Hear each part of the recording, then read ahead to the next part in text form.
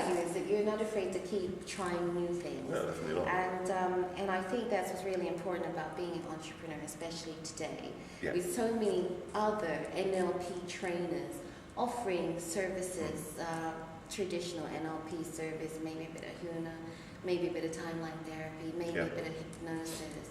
What I like about the way you've done it is the way that you've introduced the ether, and you have your doctorate in esoteric studies, which makes it a bit more interesting. Because NLP sometimes, don't you find it's a specialized audience? I mean, when we first started in 1993, everybody thought we were crazy. Totally, yeah. The majority of people hadn't heard of NLP. There were only, when we set up the Performance Partnership, there were only 4 other NLP training companies in the UK. As opposed to 4 every square mile now. But partly that's my fault though, because I certified. You trained also? Okay, well that's good. So many people like Topher Morrison. I certified Topher as a master trainer. Certified Chris Howard as a trainer. Did you? Yeah. Did he? So he came from you, David? Yeah. My God, I wondered where he came from. I trained Chris as a trainer of NLP. I wondered where. I haven't actually seen him, but he's all over the place, isn't he? Yeah. But we used to teach it. We used to teach in California together. That's awesome. Well, he's doing an amazing job. Yeah, he's doing good. Very fantastic. Good. Yeah. So you know, right at the start in 1993, it was tough going. I mean, now obviously NLP is significantly more mainstream, thanks to people like Paul McKenna, for instance. Brought Richard over to the UK. Totally. But the ANLP here in the UK did a survey recently. Some of the American viewers don't know what the acronym for ANLP is. It doesn't actually stand for anything. Oh, I It's see. ANLP International is the company. It's the UK version of the American Board of NLP. I guess would be a good way of describing it. And they did a survey and they found that something like I think it was 6 or 7% of people surveyed had heard of NLP. Wow, really? And because it's hidden in so many different things, isn't it? Like 7 Habits of Highly Effective People, or Tony Robbins and stuff, or bits of The Secret, Joe Vitale stuff. You know, it's all over the place, but it's hidden and people don't know. Yeah, and people don't credit it, which I think is a shame. Really. You know, I think it's worth being credited. Everything that I use, everything that I teach, I always credit where it came from. Exactly. So they found something like 7% of people had heard of NLP, but the majority of those people didn't even know what NLP stood for. Didn't know it stood for neuro-linguistic programming. So they said, and then even the people who knew it stood for neuro-linguistic programming couldn't tell the researchers what it was. So, you know, I hear people saying to me, oh, you know, why would people want to become a trainer of NLP? Because the market is saturated. How can the market be saturated when only 7% of the population have heard of it? The majority of those don't even know what it is. Right, exactly. It's not saturated at all. I don't think it is, you know, I don't think it is either. There are a lot of NLP trainers in one area in England, I think. And some of them are working and some aren't. You know, there's plenty of room for whatever. There's plenty. You can always find a marketing coach, for example. You know, there's probably one in every room. You know, in every building. But there's no such thing as saturation because people are all doing it a bit differently. Like I mean, I think since I started certifying trainers, which would be in 1996, I think I worked out that between either personally or with TAD certified around about 1,000 trainers. Oh, that's fantastic. Both here in the UK and in the US. Now, do you, on your NLP training courses, do you actually add, for trainers training, well, actually I should say practitioner, master practitioner, and trainers training, do you actually put any marketing information or direction or anything like that as a part of your training? Because I think Tad's group, and I know that you come from Tad's group, so I know that he's quite assertive when it comes to promoting yourself and, you know, being quite realistic about starting new business, because being an NLP trainer is one thing, isn't it? And then learning the business, or even a practitioner, let's say, and then learning the business side of promoting yourself is an entirely different ballgame. So on our trainers training, we there's a module on the trainers training as far as how do you go about setting up a training institute, It's really good. and how do you go about getting it off the ground. And I basically teach the new trainers exactly what we did to start the performance partnership.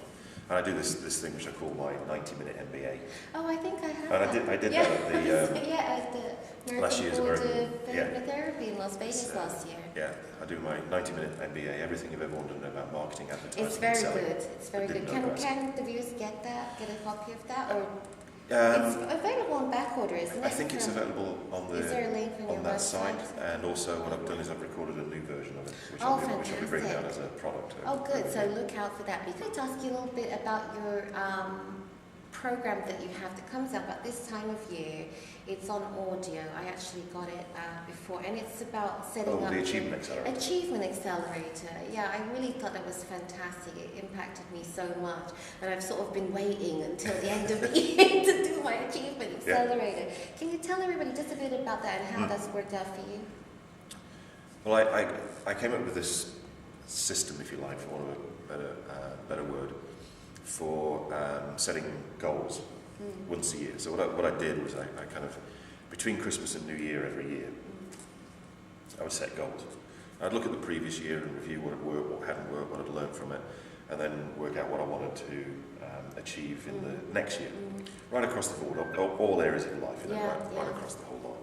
And literally it was a process that would take maybe 3 or 4 hours. And I'd go crazy with my goals. Crazy, grandiose, massive goals, dreams, all this I love that, because stuff. that's really important.